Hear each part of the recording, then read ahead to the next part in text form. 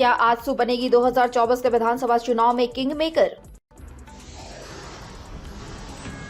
आजसू के बढ़ते जनाधार से दुविधा में बीजेपी थिंक टैंक। कई सीटों पर फंस सकता है पेच।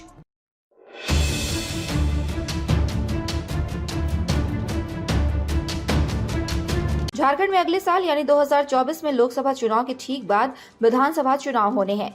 कमोवेश सभी दल चुनावी मोड में हैं। सत्ताधारी झामुमो कांग्रेस और राजद गठबंधन के मुखिया सीएम हेमंत सोरेन ईडी का हमला झेलते हुए एक ओर जहां पूरी मुस्तैदी से गठबंधन की सरकार चला रहे हैं, वहीं आने वाले विधानसभा चुनाव को ध्यान में रखते हुए जन कल्याणकारी योजनाओं की एक से बढ़कर एक सौगात राज्य की जनता को दे रहे हैं।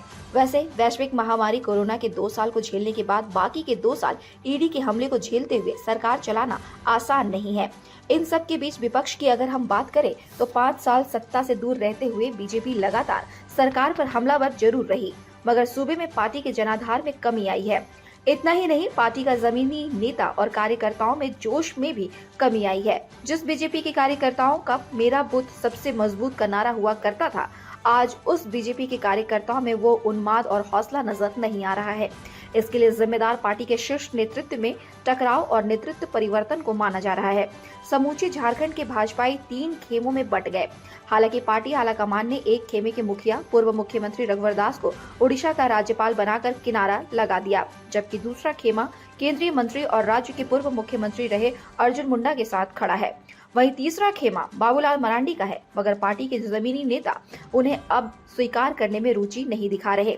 इसका कारण किसी से छिपा नहीं है। कुल मिलाकर कहे तो पूर्व मुख्यमंत्री अर्जुन मुंडा आज भी झारखंड के सबसे लोकप्रिय नेता के तौर पर जाने जाते हैं, मगर बीजेपी आला कमान उन्हें झारखंड की राजनीति से दूर रखने पर आमादा है, जिसका खामियाजा आने वाले दिनों में पार्टी को भुगतना पड़ सकता है।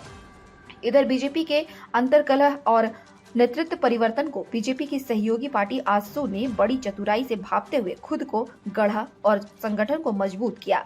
आज के दौर में आजसू के जनाधार में बढ़ोतरी हुई है। राज्य की सभी विधानसभा सीटों पर इनके नेता पूरे जोश के साथ पार्टी को मजबूत करने में जुटे हैं। खुद पार्टी सुप्रीमो सुदेश कुमार महतो कार्यकर्ताओं के साथ सीधा संवाद करने और उनका मनोबल बढ़ाने का काम कर रहे हैं। वैसे पिछले विधानसभा चुनाव में बीजेपी के साथ गठबंधन नहीं होने का खामियाजा दोनों पार्टियों को उठानी पड़ी। इस बार आजसू के जनाधार में पिछले विधानसभा चुनाव की तुलना में बढ़ोतरी हुई है। ऐसे में आगामी विधानसभा चुनाव में आजसू बीजेपी गठबंधन होगा तो किन शर्तों पर, यह देखना दिलचस्प होगा। वैसे राज्य में जब एनडीए गठबंधन की सरकार बनी, आजसू ने मलाईदार मंत्रालय लिया। खुद AJSU supremo Sudesh Kumar Mahto deputy CM बने। राजनीति के जानकारों का मानना है कि आजसू सुप्रीमो पूर्व मुख्यमंत्री अर्जुन मुंडा के खास मित्र हैं।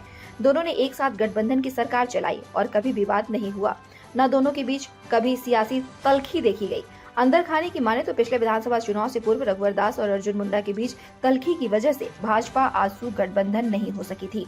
हालांकि आजसू पिछली रघुवर दास की सरकार में साथ थी, मगर आजसू के मुखिया सुदेश कुमार महतो के सिल्ली से चुनाव हारने के कारण सत्ता से दूर थे। मगर रघुवर दास के अड़ियल रवैये और पार्टी आलाकमान का ओवर कॉन्फिडेंस न केवल बीजेपी पर भारी पड़ गया, बल्कि आजसू को भी इसकी कीमत चुकानी पड़ी। उसके बाद भाजपा जहां नेतृत्व परिवर्तन के दौर में कमजोर पड़ गई, वहीं आजसू ने सांगठनिक स्तर पर खुद को विधानसभा वार मजबूत बना लिया है, जो आने वाले विधानसभा चुनाव में बीजेपी के समक्ष मजबूत दावेदारी पेश करने की स्थिति में आकर खड़ी हो गई है। बहरहाल 2024 के झारखंड विधानसभा चुनाव में एक बार फिर से बीजेपी आजसू गठबंधन पर सबकी निगाहें टिकी है। Bureau report, India news viral, Bihar Jharkhand. ताज़ा खबरों से जुड़े रहने के लिए हमारे चैनल को सब्सक्राइब करें और बेल आइकन को दबाना ना भूलें, ताकि हर खबर की नोटिफिकेशन आपको मिलती रहे।